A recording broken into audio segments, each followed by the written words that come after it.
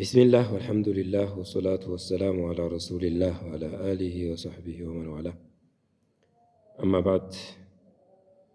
ኢንሻአላህ በሆኑ አጋጣሚዎች አቂደቱ ኩሊ ሙስሊም የምትለዋ ኪታብ የተማማርን ታንጨርሳት መካከል ላይ መቆራረጥ ነበረ።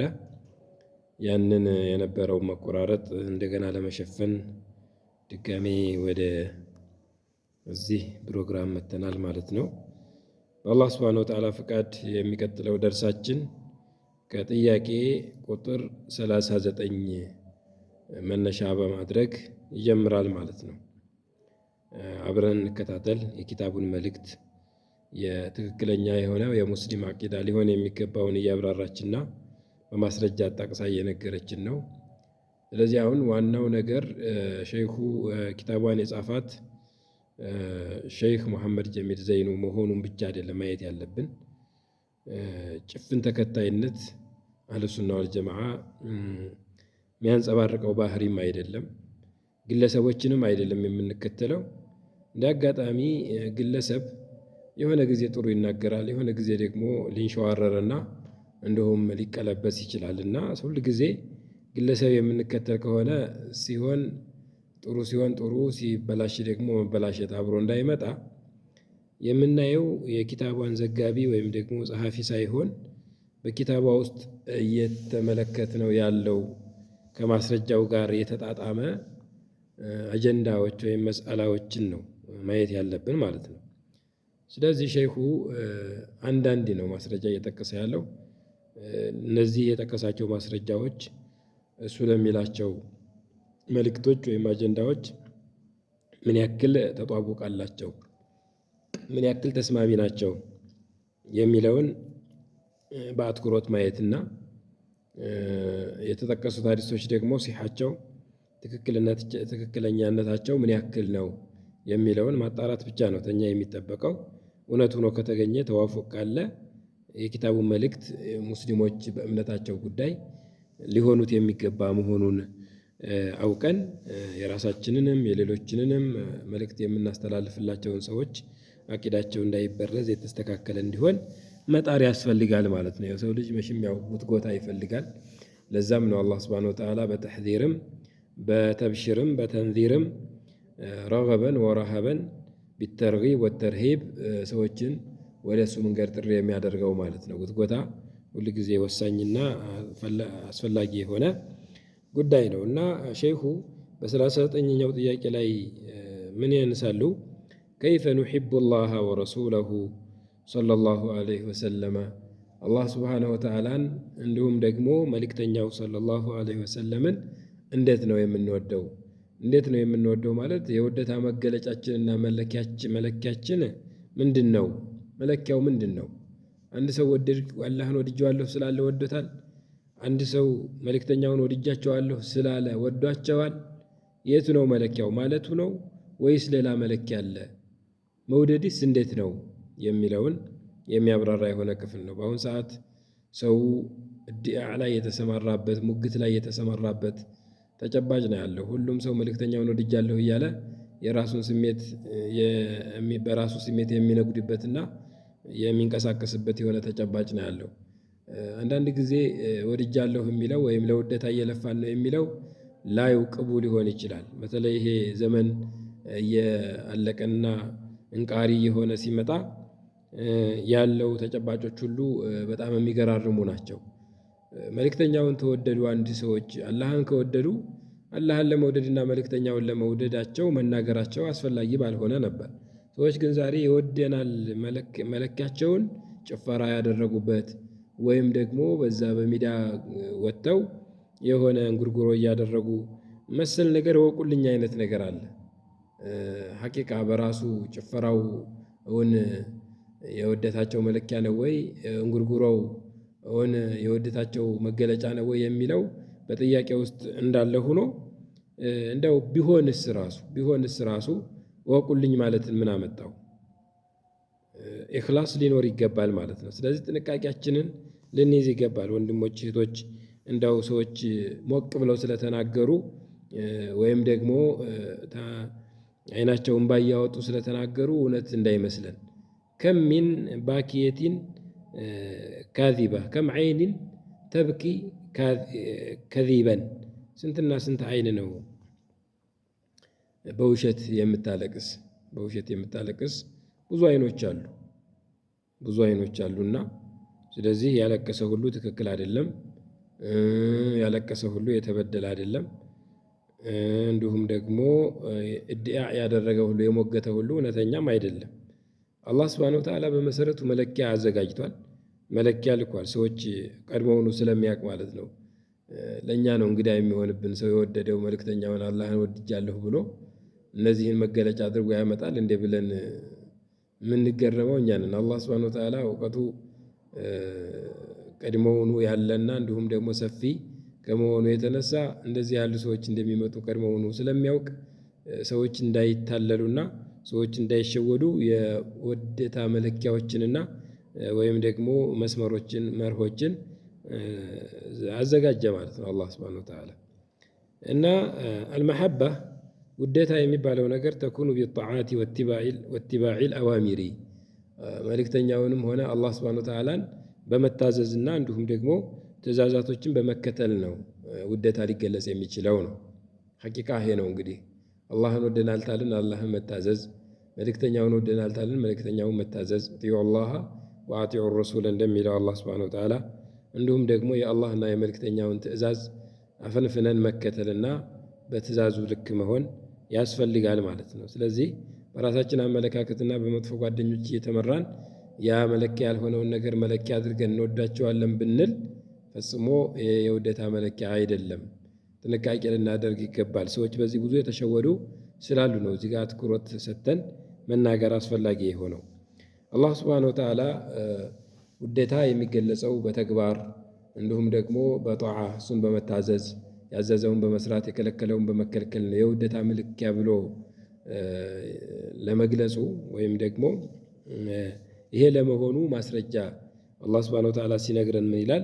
ቁል ኢን ኩንቱም ቱሒቡነ አላህ ፈተቢዑኒ ዩሕቢብኩም አላህ ወየግፊር ለኩም ዙኑበኩም በላቸው ይላል። ኢን ኩንቱም ቱሒቡነ አላህ እንደምትሉት እናንተ በትክክለኝነት አላህ ሱብሓነሁ ወተዓላን የምትወዱ ከሆነ ፈተቢዑኒ እኔን ተከተሉኝ በላቸው ይላል። የአላሁን መውደድ መለኪያው ራሱ መልእክተኛውን መከተል እንደሆነ አሳየን ማለት ነው። አላህ ሱብሓነሁ ወተዓላ መልእክተኛው ምን ነበረ የህይወት ተጨባጫቸው፣ የዚክር አባባላቸው፣ የሶላዋት አባባላቸው፣ የሶላት አሰጋገዳቸው፣ የተለያዩ ሁኔታዎቻቸው ምንድን ነበሩ? አብሮ የወንድ ልጅ እንደ ሴት ልጅ ማጨብጨብ ነበረባቸው? በጭብጨባ በሙዚቃ መሳሪያዎች በውዝወዛ በመሰል ነገር በማርገድ እንደዚህ የታጀቡ ነበሩ? የዚክር አባባሎቻቸው አልነበሩም። የነቢዩ ዓለይሂ ሰላቱ ወሰላም ዱዓቸው፣ ዚክራቸው፣ ቲላወተል ቁርአናቸው አደብ የተሞላበት ስርዓት ያለበት በውዱእ ወደ ቂብላ ተዙሮ እንደዚህ መሳሳቅ በውስጡ የሌለበት ጭፈራ፣ ዲለቃ ምናምን እስክታ የሚባለው ነገር የሌለበት የሆነ ንጹህ ነበረ ማለት ነው። ስለዚህ በዚህ መልኩ ነው ነቢዩ ልንከተላቸው የሚገባውና እውነት የምንወዳቸው ከሆነ ስራቸውን ሀይ ማድረግ ስራቸውን መከተል ያስፈልጋል ማለት ነው። ለዛ ነው ሰዎች ሙግት ውስጥ ስለገቡ አላህ እንወዳለን መልእክተኛውን እንወዳለን የሚለው ሙግት ውስጥ ስለገቡ በሙግት የሚሆን ነገር የለም። በሙግት ሳይሆን በተጨባጭ ነው ውዴታ የሚገለጸውና የምትወዱ ከሆነ መልእክተኛውን ተከተሉ፣ ያኔ አላህ ይወዳችኋል፣ ወንጀላችሁንም ይምርላችኋል በማለት አላህ ሱብሓነሁ ወተዓላ መለኪያውን የነገረን። አያተል ሚሕና ብለው ይጠሯታል። ይችን አንቀጽ አያቱል ሚሕና የፈተናው አንቀጽ ሰዎች የተፈተኑባት አንቀጽ ነች። አሁን በዚች አንቀጽ ብዙዎችን ሰዎች ብንፈትናቸው በአላህ በጣም ብዙ ፈተናውን የማያልፉ ሆነው ነው የምናገኛቸው። ነቢዩ ዓለይሂ ሰላቱ ወሰላም ቀዝዕን ከልክለው ፀጉር አበላልጦ መቁረጥን ከልክለው ሰዎች ግን ዛሬ አንጨባረውና ፀጉራቸውን አበላልጠው ቋጥረውና ቆርጠው መልእክተኛውን እንወዳለን ምናምን ብለው እንጉርጉሮ እያደረጉ የውዴታ መለኪያ ያንን አድርገው ሲመጡ በጣም ትገረማላችሁ ማለት ነው። ሌላው ዒልም ላይ የሉም። መልእክተኛውን መከተል ተማሩ ያሉትን መማር አለብን። በዒልም መሰረት ሲመዘኑ ምንም የሉም። ያለ ዒልም ደግሞ መልእክተኛውን መከተልም ከተላቸዋለሁ ወዳቸዋለሁ ማለትም አይቻልም። ሰውየው ተዕልም ሙሉ ለሙሉ ዜሮ ሆኖ እንደገና የሆኑ ግጥሞችን ከሰዎች እየወሰደ ተራስም እየገጣጠመ ሀታ ተካፊሮች ሳይቀር እየወሰዱ የመልእክተኛው የውዴታ መለኪያ አድርጎ ማቅረብ ይሄ በእውነቱ መጫወት ነው የሚባለው። በተለይ ነሽዳ ላይ የገባችሁ ወንድሞች እህቶች፣ እንዳው ይሄ መልእክት ተደረሳችሁ ቆም ብላችሁ አስቡ። እውን እንዳው ለነገ ያሳለፍነው ነገር ይሄ ነው ወይ? እውን መልእክተኛውን እውን እንወዳቸዋለሁ ነኝ? እውን የውዴታው መለኪያ ይሄ መወዝወዝና መደለቅ ነው ወይ? አላህ ያስቀመጠው ይሄን ነው ወይ? ሐቂቃ ማለት ነው። ይሄ ወገንተኝነት ምናምን የሆነ ምንነት መለጣጠፍ ሳይሆን ለራሳችን እንስራ። አሁን እኛ የሆነ ነገር ለጠፋችሁብንም እኛም የሆነ ነገር ለጠፍናችሁ ላንገናኝ ሁሉ እንችላለን። ሁሉም የራሱን የዘራውን ነው የሚያጭደው። ሁሉም የራሱን ውጤት ነው የሚቀበለው ነገ የቂያማ ቀን። ስለዚህ ሰዎች ጋር የብሽሽቅ አይነት ስራ ተመግባት መውሊድ በመጣ ቁጥር የሰማህም ስማ ያልሰማህም ስማ እንኳን ማበድና ጨርቃቸውን ጥለው ይሄዱ ይበዱ አይነት ነገር የብሽሽቅ ነገር የውዴታው መለኪያ ነው ብሎ ይሄንን መናገር ሐቂቃ ነገ ባላህ ፊት አሳፋሪ ተግባር ነው የሚሆነው። እውን ይሄ ነገር አላህ ዘንድ ያቃርበናል ወይ? እውን ይሄ ነገር የውዴታው መለኪያ ነው ወይ? እስያው መውሊድ ላይ የሚሉትን የነቢዩን ዓለይሂ ሰላቱ ወሰላም ውዴታ ነው የውዴታችን መለኪያ ነው ብላችሁ መውሊድ በምታከብሩ ሰዓት የሚባሉትን ስንኞች ይዋቸው። የሚደለቀውን ተደላቂ እዩት። የሚባለው ነገር ይዩት። የስድብ አንጃ የስድብ ቃላቶች ናቸው። ይበዱ አይነት ነገር ምናምን እንደዚህ ብሽሽቅ የተፈለገባቸው እረኛዎች የሚበሻሸቁበትን አይነት ማበሻሸቂያ ወይም መበሻሸቂያ የነቢዩ ዓለይሂ ሰላቱ ወሰላም የውዴታ መገለጫ አድርጎ ማቅረብ ሐቂቃ ለራሳችሁ ራሱ ያሳፍራል። እስቲ ይሄንን ስላላችሁ የምታገኙት አጅር ስንት ነው? ይሄንን አረፍተ ነገር የተናገረ ሰው ስንት ዋጋ አለው? ስንት አጅር አለው? ቁርአን እኮ የቀራ ሰው በአንድ ፊደል 10 ሐሰና እንዳለው እኮ ገልጸዋል። ለምን ያንን ጊዜ ታባከናችሁ? ኢባዳ ነው ብላችሁ ያን ጊዜ ታባከናችሁ? ለምን ቁርአን አትቀሩበትም? ጊዜውን በአንድ አጅር በአንድ ሐርፍ 10 ሐሰና የሚገኝበት የሚነበብ ነገር እያለ ስንት ትርፋማ ሊያደርገን የሚገባ ነገር እያለ የብሽሽቅ አይነትን ዜማዎችን እያዜሙ የመልእክተኛው የመውደድ መለኪያ ነው አድርጉ ብሎ ማቅረብ ይሄንን ሐቂቃ በጣም አሳፋሪ የሆነ ነገር ነው። እርጅዑ ኢላ ኪታቢላህ ወኢላ ሱነቲ ረሱሊላህ ሰለላሁ ዐለይሂ ወሰለም፣ ወደ አላህ ኪታብና ወደ መልእክተኛው ሱና ተመለሱ። ሐቂቃ ማለት ነው። ይሄ ተልብ የመነጨ ምክር ነው ለሁሉም ማለት ነው። መልእክተኛውን መውደድ ማለት አላህን መውደድ ማለት መለኪያው ምንድን ነው? ኑ ወደ ቁርአን፣ መለኪያውን ቁርአን ላይ እንፈልግ። ጭፍን መከተልን እንተው። ጭፍን መከተልን ትተን ወደ ቁርአን እንመለስ። ቁርአን ላይ ምን ሆኖ እናገኘዋለን? ቁል ኢን ኩንቱም ቱሒቡነ አላህ፣ አላህን የምትወዱ ከሆናችሁ ፈተቢዑኒ፣ እኔን ተከተሉኝ በላቸው። እንደ ሰገድኩ ስገዱ ብለዋል። እንደ ሰገዱ መስገድ፣ ጊዜውን ጠብቆ አግባቡን ጠብቆ ሹዑን ጠብቆ መስገድ። እኔ እንደማደርገው ሀጅ ተኔ ወስዳችሁ አድርጉ ብለዋል። ለምሳሌ እነዚህ ናቸው የተነገሩት እንጂ ሌሎቹን በአጠቃላይ ማአታኩም ረሱሉ ፈኹዙ ወማነሃኩም አንሁ ፈንተሁ በጥቅል ነግሮናል ማለት ነው አላህ ሱብሓነሁ ወተዓላ። ስለዚህ በመልእክተኛው ጊዜ ኢባዳ ተብሎ ያልተነገረ ነገር የተውትን ተው እያለ አላህ ማአታኩም ረሱሉ ፈኹዙ ወማነሃኩም አንሁ ፈንተሁ፣ የከለከላችሁን ተከልከሉ የተውኳችሁን ደግሞ ተው ብለዋል። እሳቸው የተውኳችሁን ዝም ያልኩትን ዝም በሉ ተው ነው አይደል ያሉት? አይ እሳቸው ዝም ያሉትን እኛ እንሰራዋለን የምንል ከሆነ ሌላ ፈሊጥ ማውጣት ነው የሚሆነው ማለት ነው። ስለዚህ የነገሩን ራሱ መቼ ጊዜ ለሱ መሽበቃንና እውን ነቢዩ ዓለይሂ ሰላቱ ወሰላም ያስተማሩንን የዚክር አይነት ያስተማሩንን የቲላዋ የተፈኩር አላህ ሱብሓነሁ ወተዓላ የነገረንን ወደ እሱ የምናደርግባቸው የኢባዳ የአምልኮ አይነቶች እውን ብንሰራቸው እንዳው ለዚህ ለመደለቅ ጊዜ እናገኛለን? ለዚህ ለመበሻሸቅ ጊዜ እናገኛለን?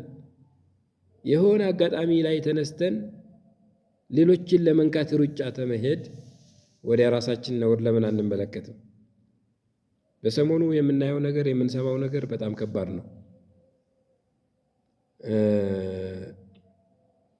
የሆነ አጋጣሚ ውስጥ እንገባና ያችን አጋጣሚ እንደ አጋጣሚ እየተጠቀምን ሌሎቹን ተዕይር የምናደርግበት፣ የምናነውርበት፣ የምናሳጣበት ጭራቅ አድርጎ የማቅረብ መቀራረብን ትቶ መራራቅን የሚፈጥሩ ቂምን የሚያጎለብቱ የሆኑ ቂም በቀል ንግግሮችን መናገር ይሄ የውደታም የእዝነትም አይደለም፣ ሐቂቃ ማለት ነው።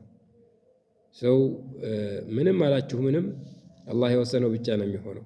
ሊታወቅ የሚገባው ነገር እሱ ነው። ግን ራሳችንን የምናሳዝነው ማለት ነው።